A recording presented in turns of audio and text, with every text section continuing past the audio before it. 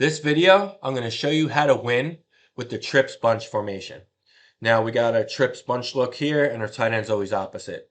This formation is great because it creates a lot of conflict for the defense in regard to alignment. But before I get too much into that, I want to go over just kind of player placement, what type of player we're placing where. So for us, we don't like to use three receivers. A lot of coaches, in their trips look, whether it's trip bunch or or trip spread, they're gonna have three receivers. For us, we only have two. We like this third kid, okay, our third eligible kid here, to be a fullback, H-back, or even a tight end type player. More of a physical presence because we will ask him to do a lot of blocking as well as catching the ball. So you need a pretty good player in this spot if you truly want to be explosive out of this. But you can put three receivers here, but obviously there will be a drop off with blocking, right, in the run game. So we like to have our best, most physical receiver, the kid that's most willing and able to block here. Doesn't have to be a complete monster, but you just got to be willing to block. And then you have our second receiver at the Z. And this is, as I said, an H-back, fullback, or tight end type play. So now let's talk about a little bit about the formation. Now this formation is great because it creates alignment conflict for the defense. Most defenses play man coverage, right? So how are you going to align to this if you're playing man, right? Your corner is going to have the Z, the W, the will have the X. But who's going to have the H? You're going to roll the safety down. You're going to bump out the linebacker, displace your middle linebacker. You're going to line up like this, right? You leave, you got 3 over 2 in interior, so you have one defender for 2 gaps with 3 potential blockers, so you could just run inside. So that's not a good option for that either. You almost have to zone it up against this. You really almost have to zone it up, or else you're just going to pull defenders out of the box. Yeah, you could roll down the safety, have him cover the H. You could have this corner come over, maybe have him cover the H here, just bump that will back in a little bit more, and then have the corner come over him and just have the Sam lock on the Y. I don't know how they would do it. For me, we would just be in our cover 3, so it's not as big of a problem for us. But this is very tough against man coverage, guys. Like I said, who's going to bump out and cover all these 3? If you don't bump out and cover them, you're going to be out leveraged, and this kid's never going to be able to cover this kid on any kind of outbreaking route, right? So it's a really tough formation, and depending on what the defense does to align, that will be determine the play call. So it's a nasty formation, and keep in mind too, like most defenses will consider the tight end side, the 3-man surface here, the run strength, which okay, but you still have an H-back, fullback, or tight end type player here. Just because he's not on the line doesn't mean you can't account for him as a blocker in a run game. You're still pretty strong to this side, even if there's 2 receivers here. You still have 3 solid blockers and 3 solid blockers here. So yes, the formation is unbalanced in regards to pass strength. Like the pass strength is this side, but the run strength, you could say, is here, but it's really balanced. There's really no run strength.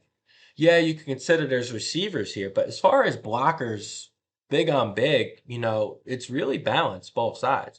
I mean, you could pull and wrap kids this way too. So if they overshift to this side, you could run counter back this way, with an H back too and a guard. So there's a lot you can do, guys. So it creates alignment conflict for the defense. Now, that's bunch right. If we say bunch left, the bunch receivers line up to the left. Tight end's always opposite. All right. Oh, and I forgot to tell you, tailback obviously will be your best player. You can run this out of the gun if you want. If you have a mobile quarterback, you could do some direct snap stuff to your quarterback, or take out your quarterback, put in a running back, do some direct snap stuff here. There's a lot of different options here. But let's get into. I'll give you a couple plays out of this that I like. I'll give you like 2 or 3 runs, and then we'll give you a good pass play. But play I like to run out of this is probably the best play. First play I would install would be our toss sweep. Okay, toss to our T, because we want to run at numbers. We pretty much have numbers and leverage advantage on this. So I'll go over how we would block it, and then I want to go over why we'll block it this way. All right. So now our X will kind of pin this end down. Okay, we'll crack down here. Our Z will crack on this outside backer. We want to attack that outside shoulder. We want to get beat through our upfield shoulder.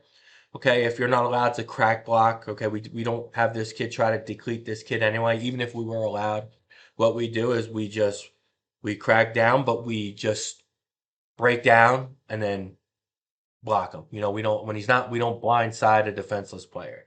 Okay, we'll just break down in front of him and kind of setting it like a pick in basketball. We'll just break down, and then once he turns into us, that's when we get physical. So again, that's just our rules. We just can't run down and decleat kids. If your league can, you could aggressively block the crack. If you're in a league like the league I coach in, which isn't affiliated with any like Pop Warner, AYF, or anything like that, it's a local. It's the biggest league in my state, but like it's independent, and they don't want hitting defenseless players. So that's kind of how we teach our crack blocking. If there's not a lot of distance here, we could be physical with this. They won't. That's fine. But again, it really depends on your league and how you feel about crack blocking, how your league feels about crack blocking. But that's how we do it. We're not going to decleat this kid. We're just going to think of it like a pick in basketball. We want to break down in front of him, and as his hips are turning up, running to the ball, that's when we hit him. But most of the time, this kid will see him coming eventually.